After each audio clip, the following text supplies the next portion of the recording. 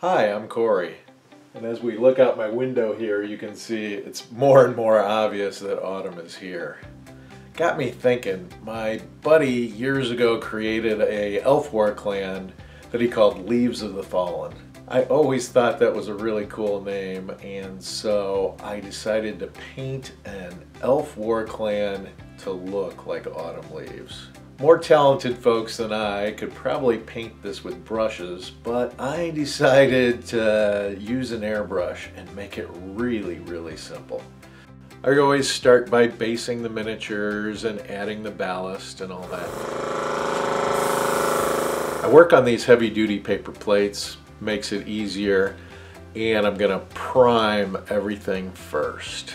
Then I just took some yellow ochre paint and laid down this yellow base coat. Because I wasn't real confident in my airbrushing abilities, I started on the Dryad. I figured even though he's not gonna be the color of an autumn leaf, practicing on him to get the gradation right would be a good place to start. And then for the final coat, I gave it that shot of red. I think these are already looking great, and I haven't even done anything yet. With a great airbrushed base coat, I can block in flesh, metal, and other details pretty easily.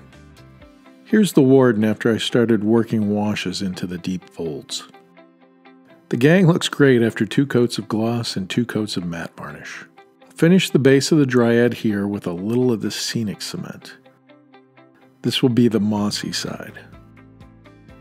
Sorry that I've so masterfully blocked the camera here. Then I'll sprinkle some of this turf onto the glue. But it looks pretty good as it builds up. Just decide which way is north and make that her mossy side. Since this is supposed to be autumn, I'll add a couple colors of buffalo grass tufts for the dormant grasses here. We want deader looking grasses, not vibrant greens. All I do on these is get some Elmer's in there. A nice thing about Elmer's is Elmer's also dries matte. Yeah, my palette here is a little monochromatic, which is okay because it's going to draw more attention to the figure and less to the base. The base shouldn't overwhelm the figure. The figure's the hero.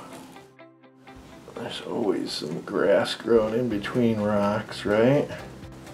That big blob of glue there is going to dry clear, so I'm not worried about that. I'm just going to work my way around and decide where little clumps of grass are going to look good. It's just as important that you get the base looking great on the back side as it is from the front. Models have to look good from 360 degrees.